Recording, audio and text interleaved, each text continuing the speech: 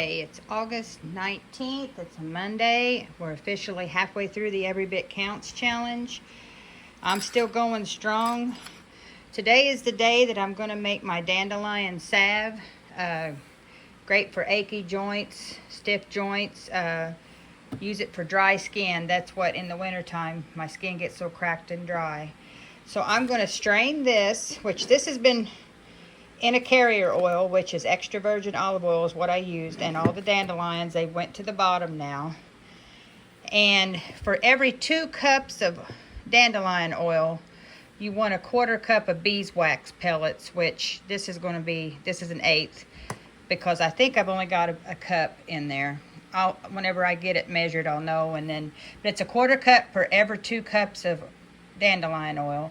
And then it also, to make it less grainy and a little more soft, like for a lotion, I'm going to add coconut oil. So I'm going to get this strained, and then I'll show you how I put it together. Now I'm just going to use a coffee filter. This is my double boiler pan. This is what I'm going to melt my beeswax in. So I'm just going to pour this oil in here and kind of smush it through once I get it all in there. Let it seep through so I can get every bit of it in there. So I'm going to start pushing it with a spoon just to try to get it to go.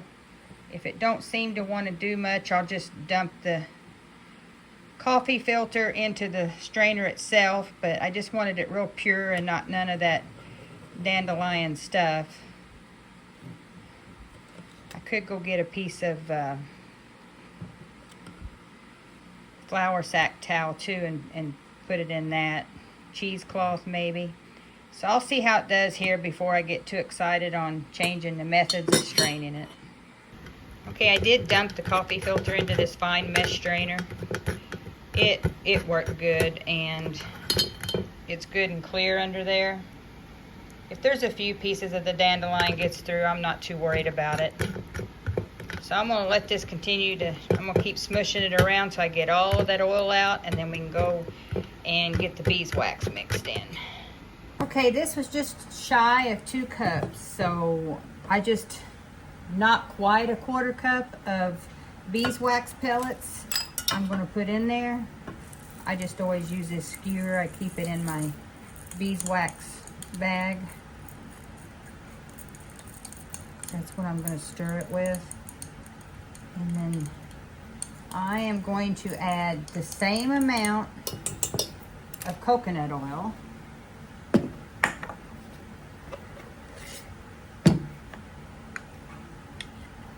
And all this does is keeps it from getting rock solid whenever you use it. It's purely by choice that I do this.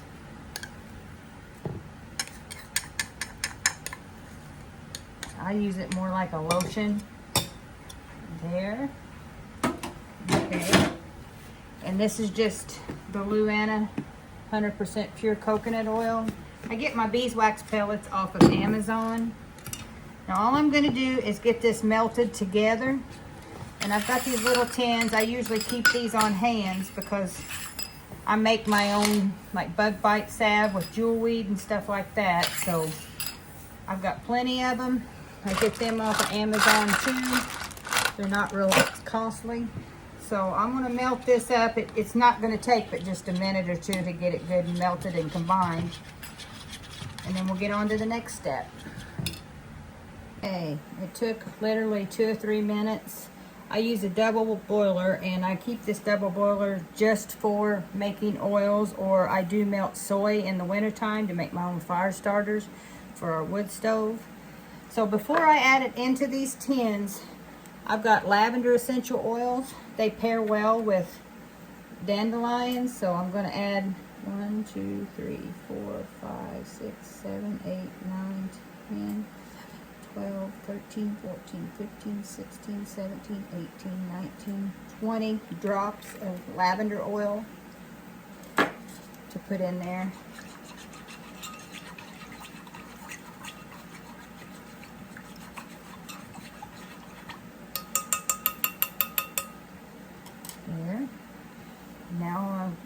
put it in the tins, if I can do it without spilling it.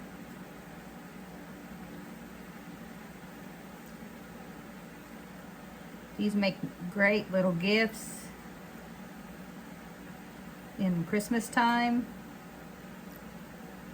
Last year I did the jewel weed salve, and I give it to some of the family for just to have. It's my go-to for burns and bug bites, tick bites.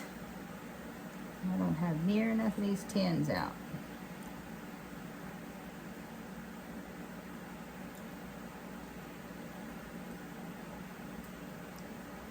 Yeah.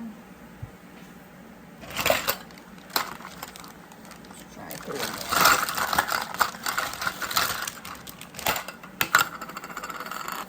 So all I'll do is let these cool and set up good. You want them room temperature before you put the lid on, because you don't want any condensation, sweating to do, because they're going to be put up for just whenever you need it. This is good to have in your stash.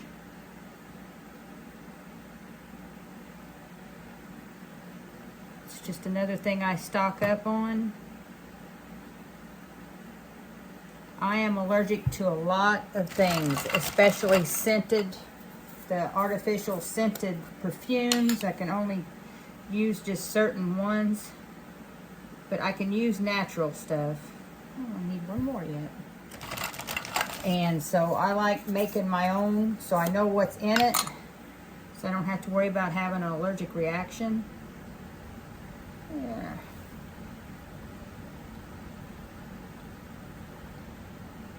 There.